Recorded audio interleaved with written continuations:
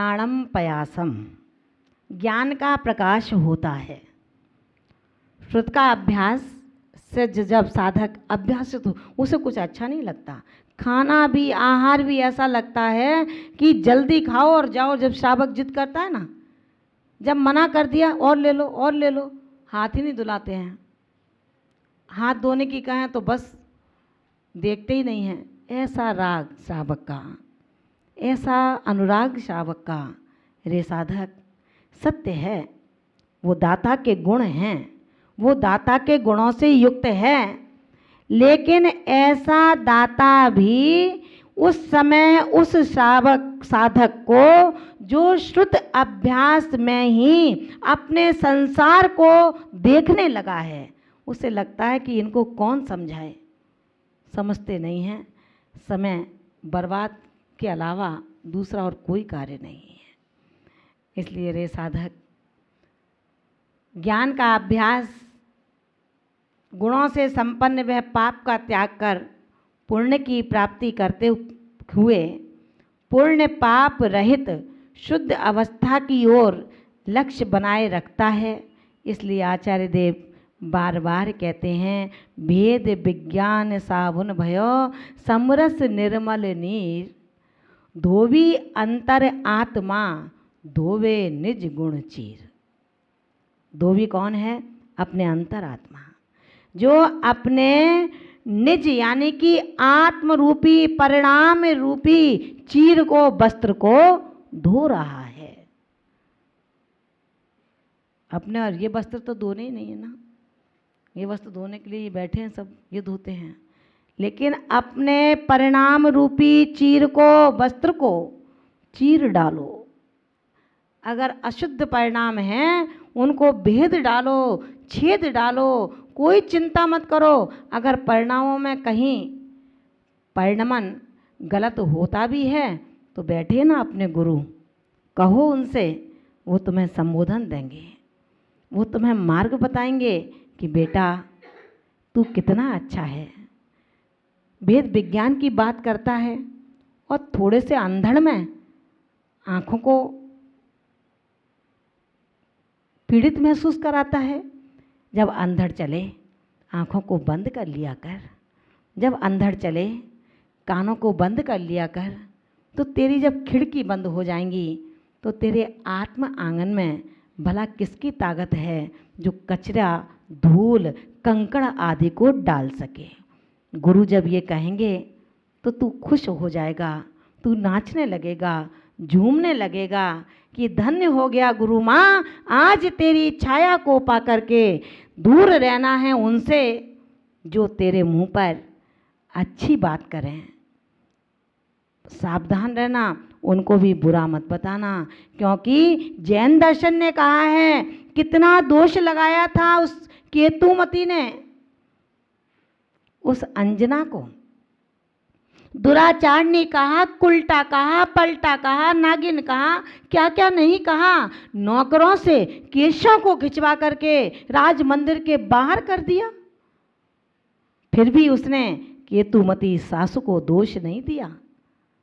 उसने कहा मेरे कर्मों का दोष है, मुझे याद नहीं है, लेकिन आपको तो याद है ना।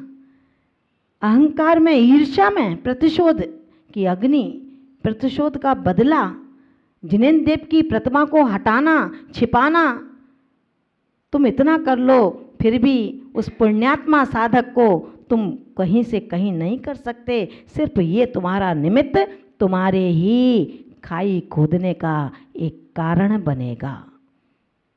याद है ना, जब इसी अध्ययन के दौरान श्रुत अभ्यास की चर्चा चली थी, तब बताया गया था उस प्रकरण में कि पिता ने पुत्र से कहा कि बेटा अध्ययन कर लो, ये अध्ययन तेरे जीवन का बहुत बड़ा पाथेय बनेगा। लेकिन तुमने उस पिता की बात नहीं मानी। पिता के लिए तुमने उल्टा सीधा बोला, घर के अंदर इस तरह का माहौल कर दिया कि लोग घर में एक दूसरे को देखना, एक दूसरे से बोलना बहुत मुश्किल हो गया था। ऐसी वेदना के क्षण में पिता मर तो जाता है, लेकिन अपनी सच्चाई को छोड़ जाता है। कसाय युक्त व्यक्ति की कसाय कब भड़क जाए कुछ पता नहीं है, क्योंकि संसार की अवस्था उसकी सुदीर्घ है, बहुत लंबी है। इसलिए कहा आचार्यों ने कि तुम कुछ भी मत करो, अपने जीवन में कुछ भी मत करो, कुछ भी नहीं करना, कुछ भी नहीं सोचना, कुछ भी नहीं कहना। जो तुम्हारे गुरु ने तुम्हें विरासत प्रदान की है, क्योंकि गुरु कभी झूठा नहीं होता, गुरु सच्चा होता है।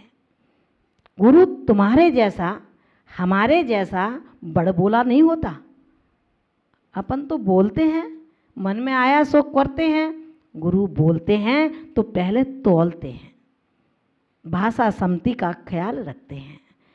अध्ययन का सार हमें गुरु ने प्रदान किया है। उन्होंने कहा है,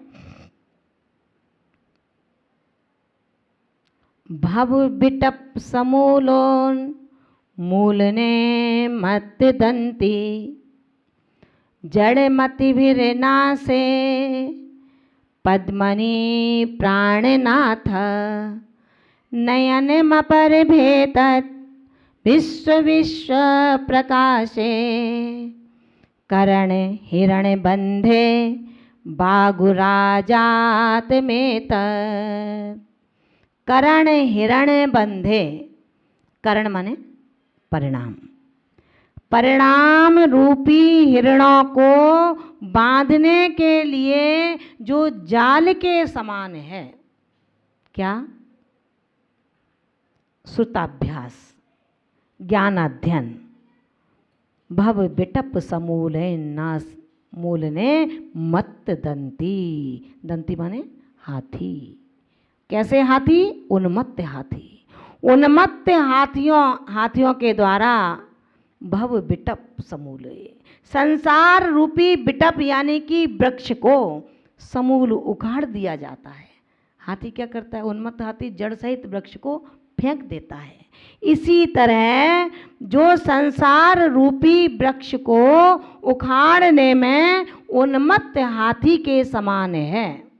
जड़मति विरना से, जड़ माने मूर्ख, ज्ञान का जहाँ सर्वथा अभाव।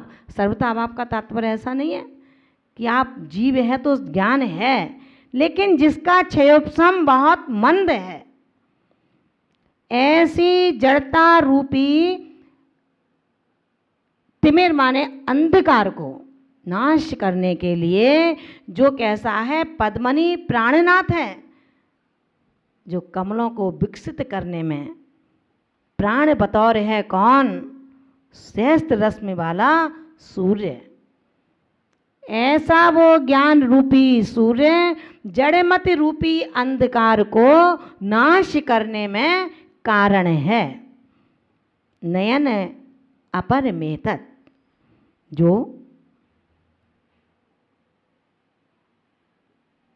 दूसरे पक्ष को, जो ज्ञान ज्योति को उद्योतित करने में अद्वितीय दूसरा नेत्र है, ऐसा ये विश्व को प्रकाशित करने वाला ज्ञान का अभ्यास तुम करो।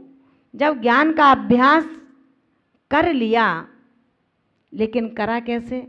कुंठाओं को जन्म देने के बाद, बैर की गांठों को बांधने के बाद। आचार्य भगवान कहते हैं, रे साधक, अगर नहीं पढ़ना तो मत पढ़ो, लेकिन बैर तो मत बांधो। बैर बांधने का फल कितना मिला पता है? दीक्षा ले लोगे तो भी बैर नहीं छोड़ेगा। शुद्धोपयोगी बनकर जिसको 7 दिन बाद केवल ज्ञान की प्राप्ति होनी है, ऐसे कमठ ने भी अपने मठ में बैठे हुए तीर्थंकर पार्श्वनाथ की आत्मा को भी छोड़ा नहीं था। यानी कि जब बैर बंध जाता है तो कहा है, बैर महा दुखदाई है। ये बैर ना बैर मिटाता है, यह बैर निरंतर प्राणी को भव सागर में भटकाता है। बैर से कभी बैर नहीं मिटा, रक्त से कभी रक्त नहीं धुला, क्रोध से कभी क्रोध शांत नहीं किया गया। इसके लिए हमें समता का, क्षमा का और शीतलता का नीर की आवश्यकता है। सुकुमार जब इन सब पड़ावों को पार करने के बाद बोध को प्राप्त होते हैं, उनका बोध जग जाता है, बोधि को ग्रहण कर लेते हैं। अभेद रत्नत्रय की धारा को प्राप्त करना चाहते हो तो भेद रत्नत्रय को समझने का पुरुषार्थ करना होगा। अगर हम भेद रत्नत्रय को नहीं समझेंगे तो ध्यान रखना, जब तक सुकमाल के जीव ने उस भेद रत्नत्रय को ना जाना तो उस रत्नत्रयधारी उस मुनिराज को नमस्कार नहीं किया, क्योंकि इन्होंने मुझे पढ़ाते समय घर घर भिक्षा मंगवाई थी, तिरस्कार करा है मेरा, जमीन पर सुलाया है, अपने पांव दबाए हैं। रे शिष्यों, अगर पांव दबाते दबाते ये बैर जग रहा हो तो मत दबाना पाओ, मत दबाना पाओ, क्योंकि पांव दबाते समय अगर ऐसा ही निदान कर लिया जिस पांव को दबा रहा हूँ उसको खा करके रहूँगा, तो ध्यान रखना सुकरी कुकरी की पर्यायों को प्राप्त करने के बाद आएगा भी समय वो, क्योंकि जैन दर्शन कहता है जो जिससे बंधता है उसके निमित्त से ही खुलता है। सुकमाल के मामा को पता लग गया कि अब सुकमाल की उम्र मात्र 3 दिन की शेष बची है, इसको जगाना पड़ेगा। उसके महल की पश्चिमी दिशा में बैठकर के अपर रात्रि में ऊर्ध्व लोक प्रज्ञप्ति का पाठ जोरों से पढ़ना शुरू कर देते हैं। जो सुकमाल अपनी रात्रियों के बीच में लेटा है, उसके कर्ण भेदी इन शब्दों ने उसके जीवन को आमूल चूल परिवर्तित कर दिया। झट जगता है जैसे मानो तंद्रा से एकदम उठा हो, रास्ता देखता है, कोई रास्ता समझ में नहीं आता। लोग प्रज्ञप्ति के पाठ को याद करके स्मरण करता है कि अरे ये तो ऊर्ध्वलोक प्रज्ञप्ति पाठ अच्युत स्वर्ग के अच्युतेंद्र के समय मैंने किया था, मेरे जगने का समय आ गया। मैं अच्युतेंद्र आज यहाँ पर इन रानियों के बीच में ना इनके बीच नहीं रहना। अब मुझे उन सुखों को प्राप्त करना है जिन सुखों को कभी छोड़ने का अवसर नहीं मिलता। उस गति को प्राप्त करना है जहाँ से पुनः गमनागमन की श्रृंखलाएं टूट जाती हैं। जाते स्मरण हो जाता है, सारी पिक्चर उसके सामने आ जाती है। अच्युतेंद्र के पद में क्या क्या सोचा था, क्या क्या विचारा था, क्या क्या भोगा था, वो रील उसके आँखों के सामने अधीर होकर के नाचने लगती है। जग जाता है उसका बोध, पहुंच जाता है बोधि के लिए। हे गुरुदेव, नमस्कार करता है, प्रदक्षिणा देता है,